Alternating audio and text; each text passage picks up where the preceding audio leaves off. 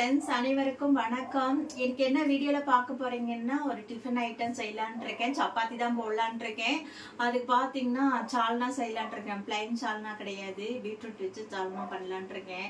செம்ம டேஸ்டா இருக்குங்க. இது சப்பாத்திக்கு மட்டும் இல்ல, இட்லி தோசைக்கு எதுக்குனாலும் நல்லா இருக்கும். சொல்லப்போனா சாப்பாட்டு கூட நம்ம ஊத்தி சாப்பிடலாம், அந்த அளவுக்கு நல்லா இருக்கும். வாங்க எப்படி செய்யறதுன்னு பார்க்கலாம். வீடியோக்குள்ள போறதுக்கு முன்னாடி நீங்க இப்பதான் முதல்ல என் சேனல் பாக்குறீங்கன்னா சப்ஸ்கிரைப் பண்ணிட்டு உள்ள வாங்க, வீடியோக்குள்ள போலாம். பாருங்க, சப்பாத்திக்கு பீட்ரூட் கிரேவி செய்யறதுக்கு ஒரு பெரிய பீட்ரூட் எடுத்து வச்சிருக்கேன். இதை நல்லா தோல் சீவி கட் பண்ணிக்கலாம். சின்ன சின்னதாக கட் பண்ணி கொண்டு வந்துக்கிறேன். கிரேவிக்கு பாருங்க, வெங்காயம் 2 வெங்காயம் சின்னதாக இருக்கிறது, வெங்காயத்து 2, தக்காளி 2, கொஞ்சம் தேங்காய், கொஞ்சம் சுடுதண்ணியில் கசகசா முந்திரியும் ஊற வச்சிருக்கேன். வாங்க எப்படி செய்யறதுன்னு பார்க்கலாம். பாருங்க, குக்கரில் எண்ணெய் விட்டுருக்கேன். எண்ணெய் காஞ்சிட்டு இருக்கு. இப்போ பாருங்க, நான் ஒரே ஒரு பட்டை, ஒரு 2 கிராம்பு, கொஞ்சம் சோம்பு, பிரியாணி இலை இது போட்டுக்கலாம்.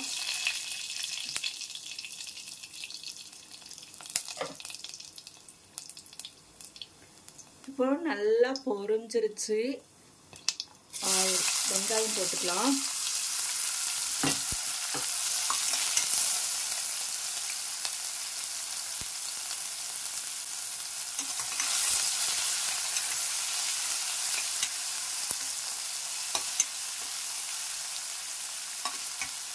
நல்லா வணக்கணும்.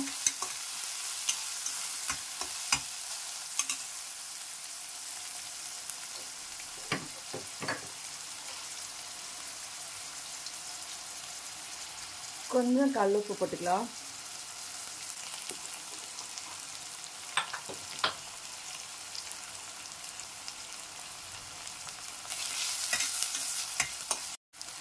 இப்போ இஞ்சி பூண்டு பேஸ்ட் போட்டுக்கலாம்.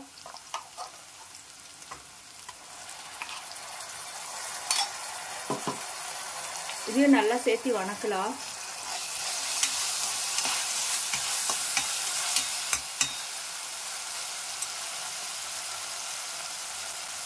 இப்போ தக்காளி போட்டுக்கலாம்.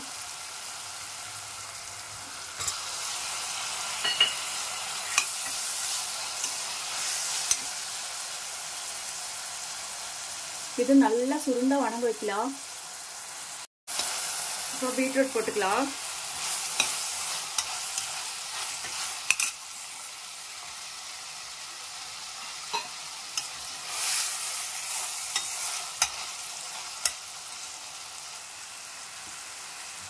இப்போ மசாலா தூள் எல்லாம் ஆட் பண்ணிக்கலாம். மஞ்சத்தூள், இது கறி மசாலா தூள் நானே அரைச்சது, மிளகாத்தூள், வெறும் மிளகாத்தூள், நமக்கு தேவையான அளவு காரம் போட்டுக்கலாம். இப்போ நல்லா ஒரு கிரேவி மாதிரி நல்ல கலரை விடலாம். இது கூட நம்ம பட்டாணி கூட வேக வச்ச பட்டாணி, பச்சை பட்டாணி அந்த மாதிரி எதுனாலும் ஆட் பண்ணிக்கலாம். சூப்பராக இருக்கும். சப்பாத்தி, பூரி, இட்லி, தோசை எல்லாத்துக்குமே இந்த பீட்ரூட் கிரேவி நல்லா இருக்கும். குருமானே சொல்லலாம், இல்லை சால்னா, பீட்ரூட் சால்னான்னு கூட சொல்லலாம். சரிங்களா, அவ்வளோ பிரமாதமாக இருக்கும். இப்போது தேவையான அளவு தண்ணி விட்டுக்கலாம். பாருங்க, தேங்காய் அரைச்சிட்டு வந்துட்டு இதில் ஊற்றி கலந்துட்டு தேவையான அளவு நம்ம தண்ணி விட்டு மூடி போட்டு ஒரு 2 விசில் விட்டு எடுத்துக்கலாம். சரிங்களா,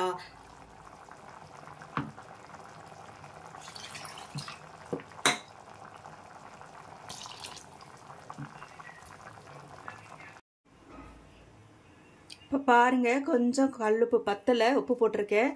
இப்போ நம்ம மூடி போட்டு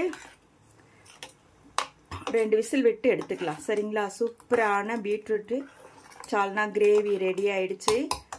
விசில் வச்சுட்டு இறக்கிக்கலாம்.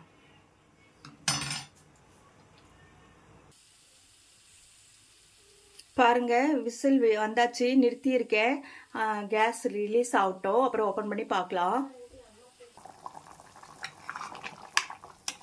பாருங்க, சால்னா ரெடி ஆயிடுச்சு சூப்பரா.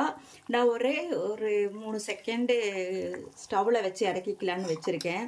பாருங்க, அருமையான சால்னா ரெடி ஆயிடுச்சு. அதாவது பீட்ரூட்டு கிரேவி, பீட்ரூட் சால்னா எதுனாலும் சொல்லிக்கலாம். இப்போ நாம பரிமாறிக்கலாம். இன்னும் கொஞ்சம் கெட்டியாக வேணும்னா ஒரு 5 நிமிஷம் கூட நீங்கள் ஸ்டவ்வில் வச்சுக்கலாம். இல்லை இந்த திக்னஸே போதும் அப்படின்னா, இந்த அளவுக்கே போதும் அப்படின்னா நீங்கள் புரோட்டாக்கெல்லாம் இந்த மாதிரி இருந்தால் தான் நிறைய ஊற்றி சாப்பிட்றதுக்கு நல்லாயிருக்கும். அதனால் இதுவே வேணும்னா கூட நிறுத்திக்கலாம்.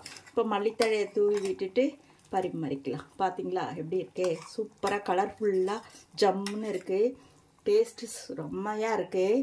இப்போ பரிமாறிக்கலாம். சூப்பராக சப்பாத்தி பீட்ரூட் கிரேவி ரெடி ஆயிடுச்சு. நீங்களும் இதே மாதிரி செஞ்சு பாருங்கள். செஞ்சு பார்த்துட்டு எப்படி இருக்குன்னு கமெண்ட் பண்ணுங்கள். இப்போ பார்த்துருப்பீங்க பீட்ரூட் சால்னா எப்படி செய்யறதுன்னு. செம்ம டேஸ்ட்டாக இருக்குங்க. சப்பாத்திக்கு ரொம்ப நல்லா இருக்கு. நாங்கள் சாப்பிட்டு பார்த்துட்டோம். நீங்களும் இதே மாதிரி செஞ்சு பாருங்க. செஞ்சு பார்த்துட்டு எப்படி இருக்குன்னு கமெண்ட் பண்ணுங்க. ஒவ்வொருத்தர் குழந்தைங்க பீட்ரூட் கூட பிடிக்காது. இந்த மாதிரி செஞ்சீங்கன்னா கண்டிப்பாக சாப்பிடுவாங்க, பெரியவங்களும் சரி குழந்தைங்களும் சரி. இந்த வீடியோ பிடிச்சிருந்தா லைக் பண்ணுங்க, ஷேர் பண்ணுங்க, அப்படியே என்னோட சேனலை சப்ஸ்கிரைப் பண்ணுங்க. பாய்.